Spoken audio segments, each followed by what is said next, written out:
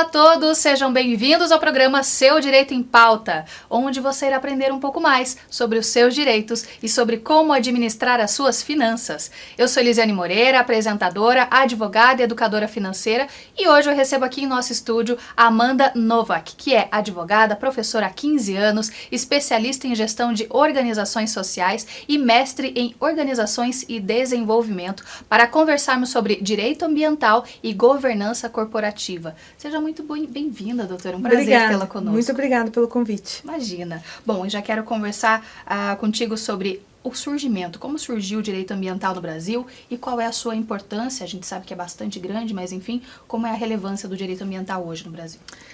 A gente tem uma discussão sobre o direito ambiental que ela vem até a Constituição de 88, em que nós entendíamos a questão do meio ambiente como um objeto. Perfeito. Então, eu tinha uma árvore, mas ela só tinha valor se ela estivesse derrubada. Então, a preocupação da legislação até a Constituição de 88 era o direito, a questão ambiental como uma questão de proteção de um objeto, de uma tutela de um objeto. Em 88, com a Constituição, nós tivemos a transformação disso para um direito fundamental. Então, a gente pode dizer que o marco realmente do direito ambiental no Brasil é a Constituição de 88, que transformou isso num direito fundamental, ou como as pessoas costumam alimentar, trabalhar junto com a ideia de direitos humanos. Mas nós temos alguns marcos regulatórios importantes anteriores. Então, nós temos legislação desde a década de 80, que trata disso já com bastante cuidado. Mas na Constituição é que foi realmente deu uma visibilidade maior enquanto direito fundamental. Exato, porque a Constituição ela nos diz que o direito ambiental, a questão ambiental é um direito de todos, e não só daqueles que estão aqui, daqueles que ainda virão. Então nós temos lá que é um dever de toda a sociedade, do Estado, de todos nós, garantir essa qualidade de vida, esse bem ambiental para as presentes e para as futuras gerações. Okay. E é um marco importante porque você tem que garantir para aqueles que ainda não vieram. Então, a gente estava conversando um pouquinho antes de gravar, você tem filhos, então sim. É para os seus filhos e os filhos dos seus filhos. Perfeito. A gente tem que ter essa perspectiva na tutela do direito. A questão de legado, realmente, né? Exato. Doutora, quais são as principais leis e regulamentações ambientais que as empresas devem observar para garantir uma conformidade legal? Bem, a gente tem no marco regulatório muito separado por riscos e áreas de atuação. Então, a gente pode colocar aqui o Código Florestal, por exemplo, ele não vale para todo mundo. Sim. Por mais que esse seja, quando você pensar na tutela ambiental, é a primeira pergunta, quando o cliente chega lá no escritório e ele fala, eu tenho uma demanda que é muitas vezes ligada ao direito urbanístico, isto também é ambiental. Claro. O direito empresarial também tem um viés ambiental, a depender do ramo da atividade. Então, a gente recorta assim, existe uma política nacional de meio ambiente, que é a legislação 6938 de 81, que é uma lei importante para isso. Temos a Constituição e, a depender do ramo da tua atividade, você vai ter marcos regulatórios específicos. Você tem a política de recursos hídricos, a política de resíduos sólidos. Se você atua no meio urbanístico, você tem o plano diretor, que é muito importante. Se você atua no agronegócio, aí você vai ter uma incidência maior do Código Florestal. O processo de licenciamento vai depender muito do recorte do ramo de atividade que você exerce. Inclusive as certificações que você tem ali em relação à empresa, até que representa uma força, inclusive, em relação à concorrência e tudo mais, como essa empresa é vista pela sociedade, ligadas aí ao meio ambiente, à proteção do meio ambiente. Né? Exato. A gente tem uma demanda cada vez maior, especialmente depois acho que a gente já tinha uma demanda depois da Eco 92, da Rio Mais 20, mas depois da pandemia, essa questão ambiental ela veio à tona com bastante força. E a gente entendeu o que, para poder ter a sustentabilidade, os negócios, a gente tentar evitar cair um pouco mais, tão profundamente nos riscos ambientais, precisariam as empresas ter um olhar do que agora se chama de pauta agenda ESG. Uma prevenção, realmente. Uma prevenção. ESG, perfeito. Eu costumo dizer, tanto em sala de aula quanto no escritório, que o direito ambiental ele só funciona se ele for preventivo. Exato. Depois que rompeu a barragem, depois que derramou o lixo, depois que cortou a árvore, não tem o que fazer. Daí é punitivo. Então, ele funciona exatamente de maneira... atinge o seu objetivo se ele for preventivo. Se as empresas entenderem isso e entendendo isso, vão buscar certificações, vão buscar os selos, vão buscar os relatórios de sustentabilidade, vão buscar relatar isso que a gente chama de cultura do relato. Em conformidade, né? Em conformidade. Perfeito. E, doutora, como as práticas de governança corporativa corporativa podem contribuir para a sustentabilidade ambiental dessas empresas? A gente tem o tripé do ESG, né, que é ambiental, social e governança. E por que a gente coloca isso tudo dentro de uma agenda? É uma agenda porque um depende do outro. Claro. Então, eu não tenho como adotar práticas, ser ambientalmente correto, se eu não me preocupar com o impacto que eu gero na sociedade, tanto os meus colaboradores internos, quanto o meu impacto, meus colaboradores externos, às vezes eu tenho uma gama de prestadores de serviço, quanto a sociedade que me rodeia. Então, a gente tem o critério social muito importante. E tanto o critério social quanto o critério ambiental só funcionam se eles tiverem uma pauta de governança. Porque o que é a governança corporativa? A governança, ela é um sistema de decisões orientado. Então, perfeito. Eu preciso, reflete o planejamento da empresa, mas reflete quem toma a decisão. E aí, quando eu preciso fazer uma escolha entre privilegiar um determinado fornecedor ou não ter uma prática que possa levar a uma questão de corrupção, por exemplo, uma prática que vai gerar um dano ambiental, que eu coloque um risco socioambiental em jogo, muitas vezes essa decisão ela não passa do técnico, ela vai passar por quem toma a decisão no topo da empresa. Então, é por isso que a governança ela é fundamental. Ter os critérios de quem toma a decisão, ser uma decisão orientada, entender que a questão ESG ela é uma questão estratégica. Não é só você jogar o lixo no local correto, não é só você fazer campanha de final de ano. As pessoas confundem muito essa teoria, isso. Né? O que é a vitrine da coisa com o que é propriamente o ESG. Exato. Muito bom. E quais são os principais desafios que essas empresas enfrentam ao tentar equilibrar crescimento econômico e proteção ambiental? É uma dicotomia, aparentemente é uma dicotomia. Se você perguntar para as pessoas se o meio ambiente ele é um aliado ou ele é um entrave, todo mundo vai dizer que é um entrave, porque eu não posso fazer como eu gostaria de fazer. Mas nós temos um movimento na sociedade que nós temos uma nova geração vindo, essa é uma questão bem importante. Sim. A nova geração tem uma preocupação quase que nata com a questão ambiental. Muito maior, é verdade. Muito uma maior. Conscientização muito maior. Verdade. Exato. E uma série de oportunidades que a gente precisa encarar para poder desenvolver essa questão ambiental e entender que ela é muito melhor você agir ela de maneira preventiva, entender ela como uma parte do seu negócio, do que você lidar com o ilícito depois. Claro. Uma falácia, né, uma falsa percepção que as pessoas têm é que se eu cortar uma árvore ou se eu construir de maneira irregular, é só eu pagar uma multa e está tudo certo. Não é. Nós temos muitos casos lá no escritório em que a pessoa foi mal orientada, tanto pelos engenheiros, quanto, infelizmente, por outros colegas, que não percebem a importância de ter essa regularização ambiental.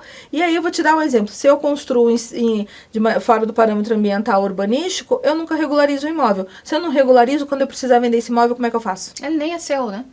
Perfeito. Eu não consigo. Perfeito. Então, eu preciso entender isso como uma parte do negócio e não como um entrave. Preciso entender que vou fazer uma construção, vou estabelecer um projeto, vou estabelecer uma rotina ambiental, se eu tenho um posto de gasolina, se eu tenho uma outra atividade que tem um risco ambiental, isso faz parte do meu negócio. Sim. E da mesma maneira que eu vejo uma oportunidade em várias outras áreas, eu posso também ver nesse setor. E não só como uma questão de, é um problema ambiental, se eu pagar uma multa, tá tudo certo, eu sigo meu negócio ignorando essa questão ambiental, né? Mas é parte do todo, não tem como ignorar isso. Não tem como ignorar. E eu acho que tem uma coisa bem importante, que é um posicionamento de que os danos ambientais, eles não prescrevem. Perfeito, sim. Então, às vezes a gente pensa, puxa, se eu não pagar um tributo, eu vou contar 5 anos, mais 5 anos, depois de um tempo ninguém pode mais me cobrar. Uma questão trabalhista, passou, sei lá, 2 anos depois que o colaborador saiu da empresa, não pode mais cobrar. O dano ambiental não funciona assim. Então, algo que eu construo irregular hoje, um ilícito ambiental que eu cometo hoje, né, uma prática ilegal que eu cometo hoje, ela não prescreve. Você sempre vai poder ser cobrado por isso. Isso é importante. E é uma conta silenciosa. Que ninguém saiba. Exatamente, perfeito. E como as empresas podem integrar critérios ambientais, sociais e de governança, então ESG, em suas operações e tomadas de decisão no dia a dia, enfim? É importante que se diga que assim, ESG não é para grandes empresas somente. Isso é importante mesmo, porque parece que é muito distante só para aquela multinacional, aquela montadora imensa. Não, também é para pequenas empresas, né? Também é para pequenas empresas. Não sei se a gente lembra, teve um movimento no Brasil tanto de ISO quanto de planejamento estratégico. A gente falava, olha, todo mundo tem que fazer a sua missão, visão, objetivos da empresa, todo mundo. Aí o pessoal, eu falo brincando, né? O pessoal ia lá, fazia toda aquela consultoria, escrevia a missão de uma maneira linda, botava numa placa em cima do bebedouro e ninguém nunca mais olhava para aquilo, né? E era só isso, era um quadro. Exato. Mas as empresas que entenderam que isso era um posicionamento, elas se deslocaram da grande massa e decolaram. Verdade. O ESG, ele é a mesma coisa. Você tem que entender que o ESG, ele é uma forma de você gerir de maneira estratégica o seu negócio. Por quê? Porque ele vai falar assim, primeira coisa, eu vou verificar quais são os riscos. Qual é o risco ambiental que a minha atividade exerce? Às vezes ela não é o principal. Às vezes a questão ambiental ela é pequenininha. Se eu sou um prestador de serviço, um escritório de advocacia, por exemplo, ou uma empresa, uma startup, mas né, a gente atende várias startups lá no escritório. Às vezes a startup ela não tem um risco ambiental sensível. Ela vai colocar o risco dela na área social. Por quê? Porque ela vai ter a questão de prevenção de assédio, ela vai ter que trabalhar a questão de equiparação salarial entre homens e mulheres, ela vai ter todo um eixo interno que ela tem que trabalhar. Certo? Para ela, isso faz sentido. Agora, se eu pego uma empresa, uma transportadora, por exemplo, o E do ambiental dela vai ser muito maior do que o S. Perfeito. É a prova de que ESG é para todas as empresas, de todos os segmentos, de maneiras diferentes, mas aplicável para todo mundo. Exato. Você só precisa ajustar. ESG não é um produto de prateleira. Isso. Ele tem que pegar essas lentes e olhar, bom, a partir disso, como é que eu vou olhar o meu negócio, o meu contexto, os meus riscos e vou mapear. Eu mapeando, ok, então a partir de agora eu vou colocar isso sempre em perspectiva na gestão do meu negócio. Perfeito, muito bom, muito bom. Obrigada, doutora, por enquanto, ainda tem bastante coisa, a nossa conversa tá realmente muito boa, inclusive a repórter Isabelle Almeida tem informações e dados muito importantes sobre esse tema e já é no próximo bloco. Não sai daí, o programa Seu Direito em Pauta volta já.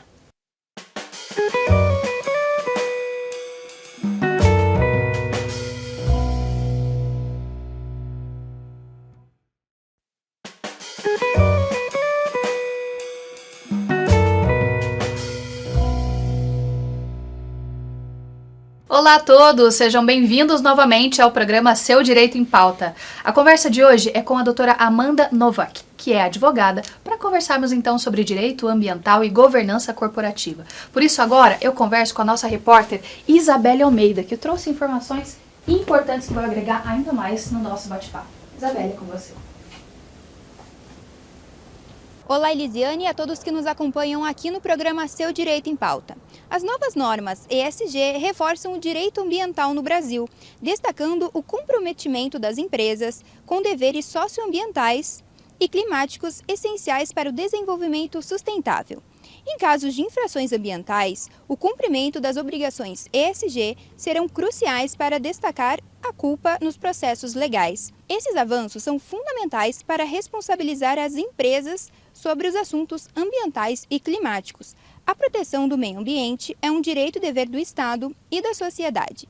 Já em São Paulo, ocorrerá o primeiro Congresso Nacional ESG em São Paulo, nos dias 11 e 12 de setembro.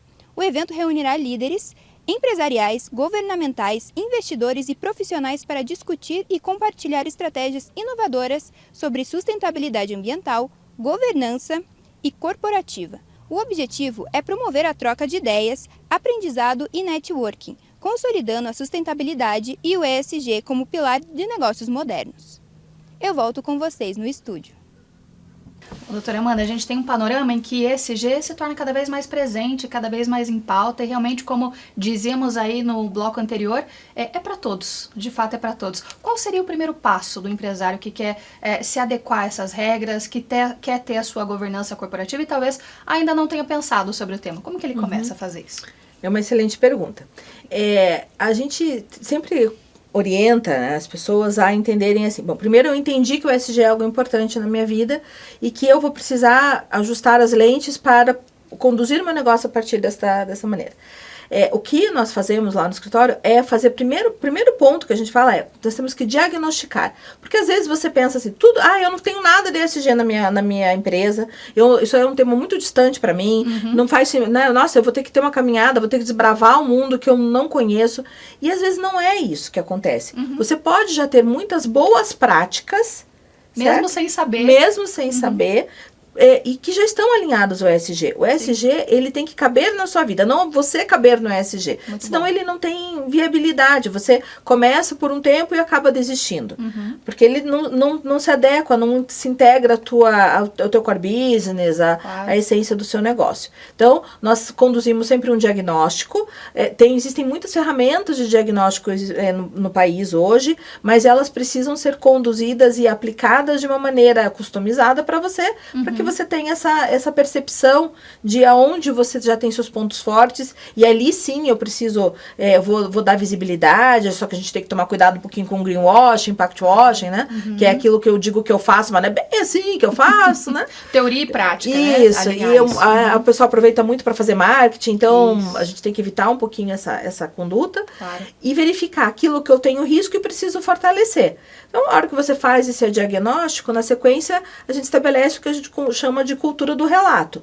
Diagnostiquei, agora eu vou passar a contar para a sociedade que eu estou fazendo. E por que é importante contar? Porque se eu conto hoje e eu volto daqui um ano, eu preciso olhar para trás, ver o que eu fiz nesse ano que passou para poder contar de novo. Sim. Então, essa é uma ferramenta que ajuda a gente sempre a estar em constante evolução nas temáticas de ESG. Mas o primeiro passo tem que diagnosticar, tem que entender quais são os riscos mais sensíveis, entender qual é o plano de ataque, o que a gente chama também, aquilo que tenha muita aderência, o que a gente chama de matriz de materialidade, que é o que faz sentido para aquela companhia, porque às vezes vamos colocar assim, se eu tenho um universo em que eu já tenho uma questão de equiparação salarial entre homens e mulheres, isso é algo que eu tenho que relatar, é algo que faz sentido para mim.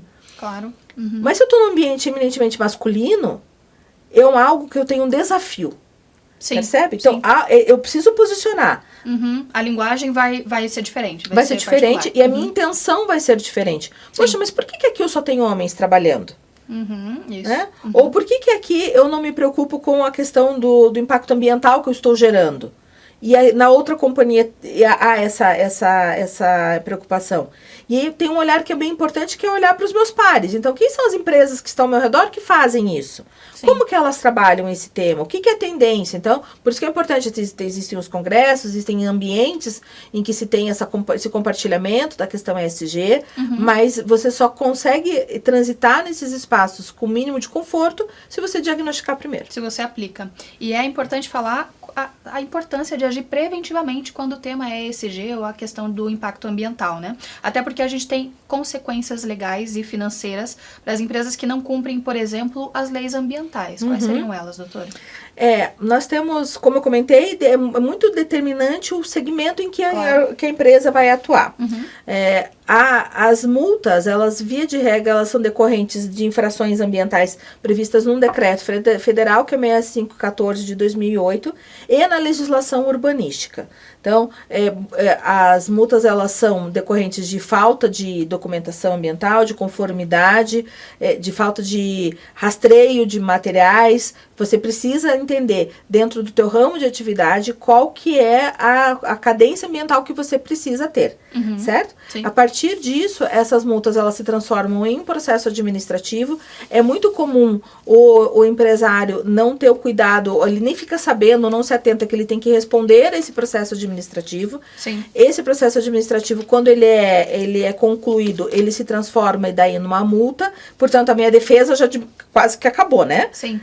E aí qualquer coisa eu discuto judicialmente. Se você perder o prazo administrativamente, você não discute mais judicialmente. É muito difícil o que você consegue, o que a gente consegue manejar, reverter judicialmente. E essa multa, depois, ela se transforma numa certidão de dívida ativa.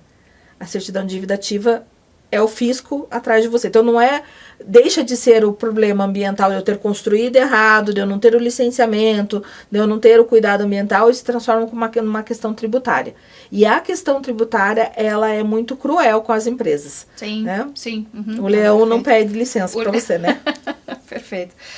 E como que a responsabilidade ambiental pode afetar a reputação e valorização de mercado de uma empresa. Aquilo que a gente falava da sociedade e da forma de olhar da sociedade para a empresa que faz e para a empresa que não olha ou tenta ignorar de alguma forma. Certo. A gente pode olhar para essa situação de acordo com 2 parâmetros. O primeiro parâmetro é com as grandes companhias. Nós temos, desde o ano passado, uma resolução da CVM, que é a Comissão de Valores Imobiliários, que orienta as empresas como elas devem se posicionar na Bolsa de Valores, indicando que todas as empresas devem, a partir de 2026, de maneira obrigatória, relatar as suas práticas socioambientais e de governança. Então, eu preciso, para me manter de maneira adequada, correta na Bolsa de Valores, relatar as minhas práticas ESG. Aí você vai dizer assim para mim, tá bom, Amanda, mas a quantidade de empresas que estão na Bolsa é muito pequena, na realidade. Só que essas empresas, elas vamos pegar uma montadora que tem aqui na região metropolitana de Curitiba. Ela está na Bolsa, ok. O que ela vai fazer? Ela tem que relatar que todos os fornecedores dela estão adequados. Toda a cadeia. Toda a cadeia dela. O que ela vai fazer? Ela passa, e já tem nos contratos dessas empresas, o dever e o direito de fiscalizar se o fornecedor dela vai estar adequado. Então, você é uma empresa média que fornece para uma empresa grande. Você já colou nessa lógica. Você vai ter que se adequar e ter uma boa prática de reputação. Sim. Mas você é contrato de uma outra empresa. Que também vai precisar. Que vai ter que estar, porque você vai ter que relatar para essa, que vai relatar para a outra. Então, a tendência é que a gente tenha um efeito em cascata. Perfeito. E que, além da reputação na questão da CVM, a gente tem uma questão de reputação social. Isso. Sim. Escândalos envolvendo questões ambientais, eles são fundamentais para a reputação de uma empresa nas mídias sociais. Verdade. Então, hoje, se você tem um escândalo envolvendo, por exemplo, não só a questão ambiental, mas envolvendo trabalho infantil, questão envolvendo assédio, questão envolvendo práticas desumanas no trabalho ou questões ambientais, gera um impacto que a gente costuma dizer que na internet viralizou um abraço. A tua reputação... Ela não volta, não tem como voltar atrás. Exato. Perfeito. E nós temos um conjunto de consumidores cada vez mais atentos, mais exigentes, e que se importam, claro. E que são mais informados através da internet, redes sociais e tudo mais. Né? Exato. Perfeito. E quais são as melhores práticas para uma empresa implementar um sistema de gestão ambiental eficaz? Primeiro, é importante que se diga assim, a contratação técnica ela é fundamental. Sim. E você precisa de técnicos ambientais corretos, de acordo com a sua área de atuação. Eu sempre falo, brincando lá nos meus clientes no escritório, às vezes você pensa assim, puxa, o sobrinho de uma colaboradora acabou de se formar em engenharia ambiental, puxa, um rapaz tão bom, vou contratar ele. Não tem nada contra recém-formados, né? Sim. Mas não necessariamente aquela pessoa vai ser a mais indicada, né? A mais adequada. A mais adequada. Perfeito. Então, é importante ter um corpo técnico adequado. A gente sempre fala, lógico, também puxando um pouquinho para o lado do direito. É importante ter o olhar do corpo de advogados, não só a questão ambiental, mas o seu advogado que cuida da sua área empresarial, por exemplo, ele tem que se atentar que aquilo pode ser um passivo ambiental e acionar um colega que entenda um pouco sobre o assunto que possa orientar. Sim. Né? E é preciso que se tenha uma agenda de conformidade.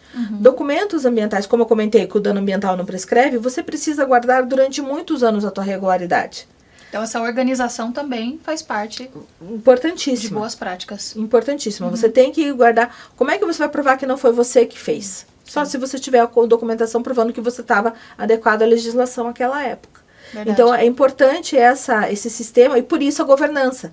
Porque sistemas de documentação, organização, as práticas de tomada de decisão, as atas que informam como foi tomada a decisão, tudo isso faz parte de governança. Claro. Se eu tenho um bom sistema de governança de tomada de decisão e esse sistema ele é alimentado de maneira correta, eu tenho um conjunto documental que vai me ajudar muito lá na frente se eu precisar. Novamente, preventivamente. Mesmo, de maneira preventiva. Preventivamente. Como que as empresas podem medir e relatar o seu desempenho ambiental de forma transparente e conforme as exigências regulatórias? As empresas elas precisam escolher qual um conjunto de indicadores. Sim. Então, nós temos no mercado vários indicadores que são métricas. Né? Como eu comentei, você vai relatar, na cultura do relato, ano que vem eu vou relatar com base no que eu fiz ano passado, ou esse ano. Com base em qual parâmetro? A métrica, o indicador, ele te dá um parâmetro. Sim, é um ponto de referência mesmo. Ponto de referência. Para a evolução. Isso, percentual de toneladas de CO2 na atmosfera. você vai colocar uma meta. Eu tenho essa quantidade, né, de CO2 emitido, ano que vem a minha meta é diminuir. Ou então, a minha meta, um movimento muito interessante que as empresas estão fazendo a minha meta é substituir fontes de energia por energia renovável. Vou fazer questão de placas solares, vou fazer questão no meio rural de biodigestores.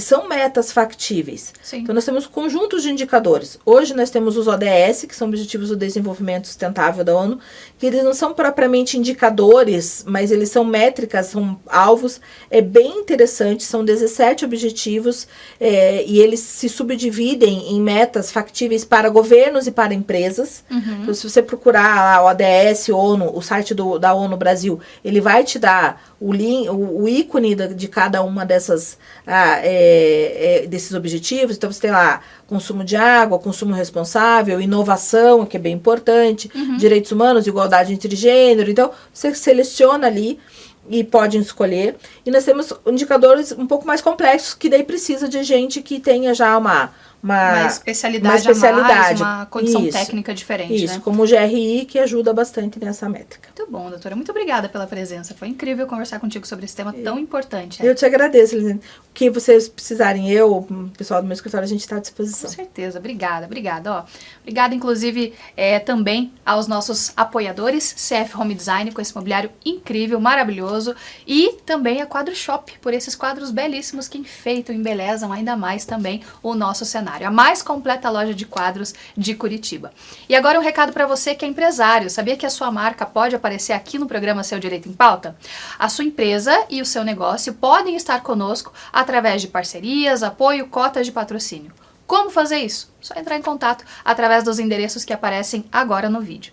Gostou desse programa? Então já nos siga nas redes sociais, no Instagram Seu Direito em Pauta, como aparece na tela para você, e também em nosso canal do YouTube, onde você pode conferir esse e outros programas. Seu Direito em Pauta, porque a informação é sua maior aliada. Nós nos vemos na semana que vem. Até lá!